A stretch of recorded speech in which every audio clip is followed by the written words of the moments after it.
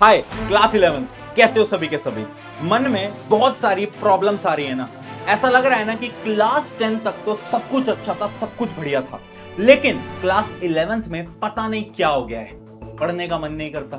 Class 10th में तो बहुत अच्छी पढ़ाई चल रही थी, मार्क्स भी बहुत अच्छे आ रहे थे, लेकिन जैसे ही तुम ये 11th क्लास में आए ना, पता नहीं वो जोश कहां चला गया, वो एनर्जी कहां चली गई।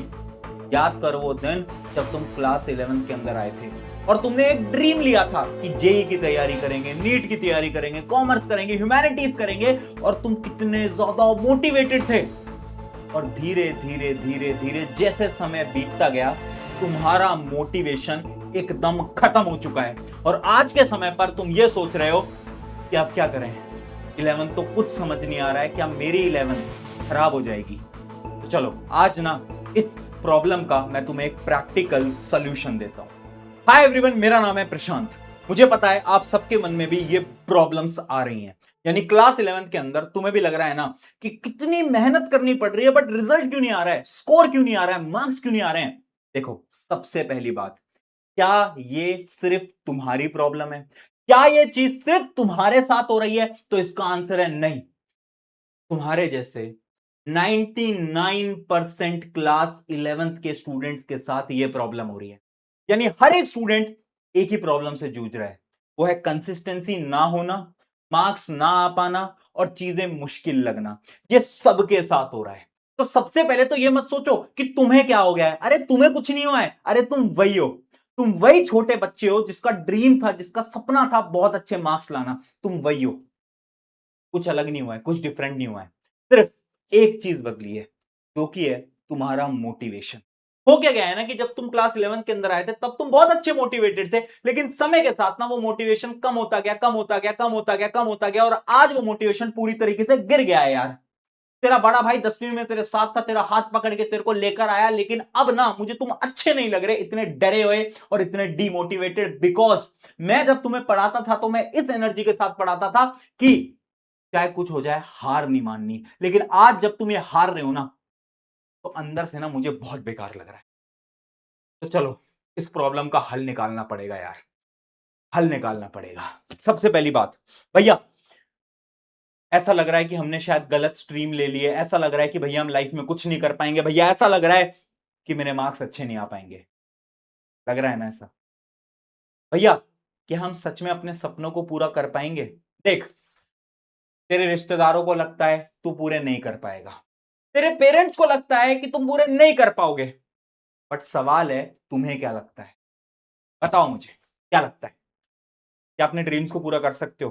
क्या अपने सपनों को पूरा कर सकते हो? जितने भी तुमने वो जो सपने सोचे थे ना जब तुम इस क्लास 11th के अंदर आए थे, क्या उन सारे सपनों को, डिस्ट्रैक्शन को छोड़कर पूरा कर सकते हो? अंदर से एक आवाज आ रही होगी, उस आवाज को पहचानना पड़ेगा, ढूंढना पड़ेगा। अगर वो आवाज आ रही है ना कि हाँ यार हो जाएगा, तो पीछे मुड़कर मत देख, क्योंकि तू कर जाएगा, मुझे पता है तू कर जाएगी, मुझे पता है। यानी वो आवाज को ढूंढ। सबसे पहले माइंडसेट बना, दिमाग के अंदर बोल कि ठीक है, I can do it, I can do it, I can do it. हो क्या गया है ना, मैं आज पूरी स्ट्रैटेजी दूंगा, लेकिन अगर तुम्हारा माइंडसेट वो वीक माइंडसेट है ना कि भैया हमसे नहीं हो पाएगा, ये चीज तो हमारे लिए बनी नहीं है, तो तुम कुछ नहीं कर पाओगे। इसलिए सबसे पहला पॉइंट यहां से माइंडसेट बनाना पड़ेगा। खुद को बोलना पड़ेगा कि हां मैं कर सकता हूं, हां मैं कर सकती हूं। जब ये बोल दिया तो आ जाओ, अब जितनी भी तुम्हारी प्रॉब्लम्स हैं उसका सोल्यूशन निकालते हैं। क्या हो रहा है, बैकलॉग्स बन गई हैं, चीजें समझ नहीं आ रहा है, तो चलो एक सिंपल सा सोल्यूशन मैं बताता हूं। Start now. आज से पढ़ना शुरू करना पड़ेगा। फर्क नहीं पड़ता कि तुमने लेट स्टार्ट करा, तुमने लेट अपनी कोचिंग को ज्वाइन करा, तुम्हारी बहुत सारी बैकलॉग बनी हुई है, बिल्कुल भूल जाओ। जीरो से। आज ना रेस का पहला दिन है, स्टार्टिंग से दौड़ेंगे। कैसे दौड़ेंगे? सबसे पहले यार, जब भी तुम एक क्लास लेते हो ना, जब भी तुम कोई लेक्चर लेते हो, प्रॉब्लम पता है तुम क्या करते हो? तुम ना सुनते नहीं हो क्लास के अंदर, तुम ना नोट्स बना रहे होते हो पूरी की पूरी क्लास के अंदर बैठ के। भैया क्या कर रहे थे? नोट्स बना रहे थे। भैया टीचर एक्सप्लेन कर रहे थे, तुम क्या कर रहे थे? नोट्स बना रहे थे। भैया नोट्स बनाएंगे तो घर जाएंगे और फिर समझ लेंगे। जब एक क्लास चल रही होती है, चाहे ऑनलाइन चाहे ऑफलाइन, तुम्हारा सिर्फ एक काम है, नोट्स को साइड रखो, समझो। पता है तुम्हें, ये जितने भी अलग अलग एग्जाम के टॉपर्स होते हैं, इनमें क्या अलग होता है? इनमें सिर्फ एक चीज अलग होती है कि ये क्लास के दौरान ना सब कुछ समझ लेते हैं, तो इनको उतनी बार रिवाइज नहीं करना पड़ता जितने कि एक एवरेज बच्चे को रिवाइज करना पड़ता है, जिसकी वजह से इनका टाइम बच जाता है। यानी सबसे पहली एबिलिटी जो कि तुम्हारे अंदर थोड़ी सी कमी मुझे दिख रही है वो है ये, क्लास में सुनो और समझो, सुनो और समझो, ये सबसे इंपॉर्टेंट है। कुछ बच्चे सुन रहे हैं, उनको समझ ही नहीं आ रहा है। अरे कोशिश करो जब क्लास में टीचर बता रहे हैं तब 110% समझो। क्योंकि अगर तुम ये सोच रहे हो कि अच्छा भैया ये एक टॉपिक समझ नहीं आया, इसको घर आके समझ लेंगे, नहीं कर पाओगे, इतना टाइम ही नहीं है, और ये तो तुम्हें भी रियलाइज हो गया होगा। तो सबसे पहले क्लास में सुनना स्टार्ट करो, क्लास में जब टीचर बोल रहे हैं उनके एक एक चीज को सुनना। अगली चीज, होमवर्क मत करो, अपना टाइम ये होमवर्क करने में ना वेस्ट करना बंद कर दो प्लीज। तुम्हारे स्कूल के टीचर तुम्हें थोड़ी डांट लगा देंगे, तुमसे बोल देंगे कि तुमने फाइल क्यों नहीं बनाई, तुमने असाइनमेंट क्यों नहीं करा। अरे यार तुम्हें पता है ये असाइनमेंट वगैरह से कुछ नहीं होता, कुछ नहीं होता। कॉन्सेप्ट पे फोकस करो, अपने सिलेबस पे फोकस करो। ये सुंदर सुंदर ड्राइंग फाइल्स जो तुम बना रहे हो ना, ये ड्राइंग फाइल्स तुम्हारी चेक भी नहीं होती, ये असाइनमेंट तुम्हारे चेक भी नहीं होते। तो इसलिए होमवर्क पे टाइम वेस्ट मत। पर भैया हमें होमवर्क मिलता है स्कूल के अंदर, उसका क्या करें? जो भी तुम्हें होमवर्क मिल रहा है ना, जो भी, ट्राई करो उस होमवर्क को स्कूल में खत्म करो। मैं क्या करता था अपने टाइम पे, मैं बता देता हूं। मैं जो क्लास का फ्री पीरियड होता था ना, कभी कभार फ्री पीरियड्स आपको मिल जाते हैं क्लास के अंदर, उस फ्री पीरियड को उठाता था और उसमें पढ़ना स्टार्ट करता था, और उसमें जितना भी अपना होमवर्क होता था वो सारा का सारा होमवर्क वहीं खत्म कर देता। इससे क्या होता था? टाइम बचेगा। घर पे होमवर्क नहीं आना चाहिए, स्कूल का होमवर्क घर पे नहीं आना चाहिए। हाँ, कोचिंग ऑनलाइन ट्यूशंस का जो होमवर्क होता है वो तुम घर पे कर रहे हो, ठीक है, लेकिन स्कूल का होमवर्क घर पे नहीं आना चाहिए। इस चीज को ध्यान से समझो। अगली, रिवीजन करते चलना पड़ेगा। यार अगर तुम वो स्टूडेंट हो ना जिसको चीजें समझ नहीं आ रही हैं, याद नहीं हो रहा है, तो तुम्हें ना रिवीजन का टाइम निकालना पड़ेगा। भैया कहां से निकालने, टाइम ही तो नहीं है। एक दिन होता है जिसको हम संडे बोलते हैं, जिसमें ना स्कूल होती है ना कोचिंग होती है, एकदम ऑफ होता है। उस दिन क्या तुम 6 से 7 घंटे पढ़ रहे हो? कमेंट्स में आंसर लिख दो, यस और नो लिख दो। मुझे पता है 80% कमेंट्स होंगे नो, नहीं पढ़ रहे हैं। संडे को क्या तुम 6 से 7 घंटे पढ़ रहे हो? नहीं पढ़ रहे।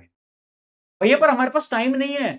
अच्छा, 6 से 7 घंटे तुम्हें टाइम नहीं निकाल पा रहे हो जब तुम्हारा स्कूल नहीं है, तुम्हारे ट्यूशन नहीं है, और फिर कह रहे हो भैया हम रिवीजन नहीं कर पाते। यार मेरी बातें ना थोड़ी कड़वी लग रही होंगी, बट अपना बड़ा भाई समझ के सुन लेना, क्योंकि जब जब मैं आता हूं ना, मैं तेरे लिए आता हूं।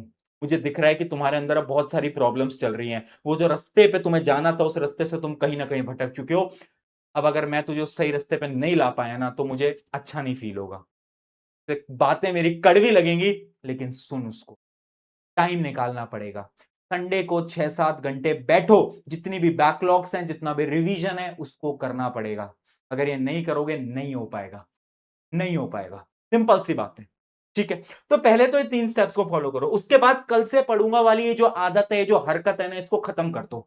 यार देख, मैं एक सिंपल सी बात बताता हूं, मेरी हालत भी ना तुम्हारी जैसी थी क्लास 11th के अंदर, लेकिन मैंने उन आदतों से पता है क्या सीखा? कि जो प्रॉब्लम है ना, कल से पढ़ूंगा, कल से पढ़ूंगा, कल से पढ़ूंगा, ये सबसे बेकार प्रॉब्लम है। और इसका सोल्यूशन भी बता देता हूं मैं।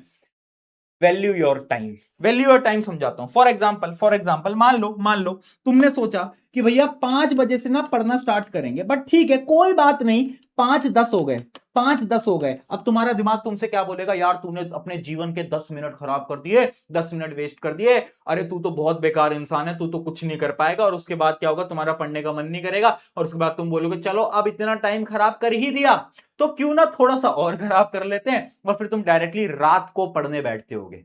देखा है? देखा है ना? होता है ना, ऐसा सबके साथ होता है, मेरे साथ होती थी ये प्रॉब्लम। सोल्यूशन क्या है? Value your time. आपके जीवन का हर एक मिनट इंपॉर्टेंट है। फॉर एग्जाम्पल 5 से 5:10 हो गए, कोई बात नहीं, अब से पढ़ना स्टार्ट कर दो भाई, अब से पढ़ना स्टार्ट कर दो। वेट मत करो 6 बजेंगे, 7 बजेंगे, 8 बजेंगे, 9 बजेंगे, नहीं नहीं नहीं। जिस टाइम पे तुम्हें रियलाइज हुआ ना कि तुम अपना टाइम खराब कर रहे हो, तुम्हें पढ़ना चाहिए, उस ही टाइम से पढ़ना पड़ेगा। That is important. तो ये जो प्रॉब्लम है ना, कल से पढ़ूंगा, कल से पढ़ूंगा, अपने टाइम की वैल्यू करो। जब तुम अपने टाइम की वैल्यू करोगे ना, ऑटोमेटिकली ऑटोमेटिकली तुम देखोगे कि कल से पढ़ूंगा वाली प्रॉब्लम खत्म हो जाएगी। और अगर यह प्रॉब्लम खत्म हो गई, जीवन की आधी से ज्यादा प्रॉब्लम खत्म हो जाएंगी। ठीक है, अगली चीज वेरी इंपॉर्टेंट, सेल्फ डाउट बंद कर दो। यार एक टर्म होती है सेल्फ एनालिसिस, वो करना स्टार्ट करो, सेल्फ डाउट मत किया करो। समझाता हूं दोनों में फर्क एक सिंपल सी स्टोरी से। यार जब मैं क्लास 12th के अंदर था ना, तो मैं आईआईटी जे की तैयारी कर रहा था। तो उस टाइम पे क्या होता था ना कि मैं अपने टेस्ट देकर आता था और मेरे टेस्ट में मार्क्स अच्छे नहीं आते थे। तो मैं ना बहुत डिसअपॉइंटेड होता था और मैं ना अंदर से टूट जाता था और मेरा मन नहीं करता था। थोड़े बहुत आंसू भी आते थे, सबके आते हैं, कोई अलग चीज नहीं। और मुझे ऐसा लगता था कि यार ये फील्ड मेरे लिए बनी नहीं है ना? मैं बहुत सेल्फ डाउट करता था। लेकिन एक दिन मुझे रियलाइज हुआ कि सेल्फ डाउट करने से कुछ नहीं होगा, सेल्फ एनालिसिस करना पड़ेगा। सेल्फ एनालिसिस क्या होता है? अब जब मैंने अगला टेस्ट दिया ना, तो उस अगले टेस्ट में मैंने ये देखा, यार मेरी गलतियां क्या थी, मेरी मिस्टेक्स क्या थी, और उन सारी मिस्टेक्स को मैंने एक पेपर पे लिख लिया और अगली बार फिर मैंने वो गलतियां नहीं करी। यानी सेल्फ डाउट करने से अच्छा है सेल्फ एनालिसिस करो। जब आप सेल्फ एनालिसिस करोगे ना, ऑटोमेटिकली आप देखोगे ये जो सेल्फ डाउट वाली प्रॉब्लम है खत्म होने लगेगी और आपके अंदर का ये जो कॉन्फिडेंस है जो कि मर चुका है, वो कॉन्फिडेंस ऊपर आने लगेगा। इसलिए सेल्फ डाउट को भाई काट दो, सेल्फ एनालिसिस करना स्टार्ट करो आज से। आगे बात समझ में? ठीक है, एक लास्ट पॉइंट, लोग क्या बोलेंगे। मुझे पता है यार, तुम बोलते होगे, तुम सोचते होगे कि भैया मेरे मम्मी पापा ना मुझ पर बहुत भरोसा करते हैं, उनको लगता है कि उनका बेटा उनकी बेटी जीवन में कुछ बहुत बेहतरीन करेगी, लेकिन मेरी हालत देख के मुझे तो नहीं लग रहा है कि मैं कुछ कर पाऊंगा या कर पाऊंगी। बोलते हो ना? यार सबसे पहले ना एक बात बताओ, क्यों मेहनत कर रहे हो? क्यों मेहनत कर रहे हो? खुद के लिए कर रहे हो, अपने पेरेंट्स को प्राउड फील करवाने के लिए कर रहे हो, मैं मानता हूं, सारी चीजें मैं मानता हूं। लेकिन लेकिन आपके पेरेंट्स या फिर कोई और लोग वो क्या बोलते हैं, क्या आपको उससे सच में फर्क पड़ता है? अरे यार, जिस दिन तुम जीवन में जीत जाओगे, तो ये वही लोग होंगे जो कि तुम्हारे पास आएंगे और तुमसे पूछेंगे कि बेटा हमें तो ना बचपन से विश्वास था तुझ पे कि तू जीवन में बहुत बेहतरीन कर लेगा। वो तो हम बोलते नहीं थे।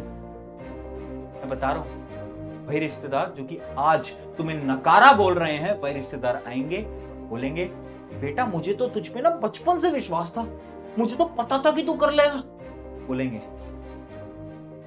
इसलिए इन लोगों की सुनना बंद करो, खुद की करनी पड़ेगी। लोग क्या सोचेंगे मत सोचो। अगर तुम्हें लग रहा है कि तुम अचीव कर सकते हो, तुम मेहनत कर सकते हो, तो मेहनत करो। और एक बात याद रखना, मुझे तुम सब पे भरोसा है, मुझे तुम सब पे विश्वास है। 10th पढ़े हो, मुझे पता है तुम मेहनती हो, तुम कर जाओगे। अब डीमोटिवेशन ना तेरे चेहरे पे मुझे दिखनी नहीं चाहिए। अब जा, अपना टाइम टेबल बना, अपना डेली टारगेट बना और जो मैंने स्ट्रैटेजी बताई उसको फॉलो कर और जा। ठीक है, क्लास 11 बहुत बेहतरीन होगी, I know, and you all can do it. Take care, bye bye.